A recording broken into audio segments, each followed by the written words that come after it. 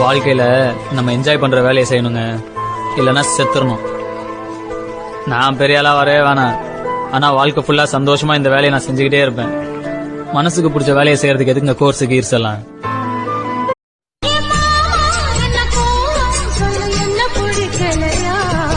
எருக்கஞ்செடியோரம் இறுக்கி பிடிச்சையம்மானே,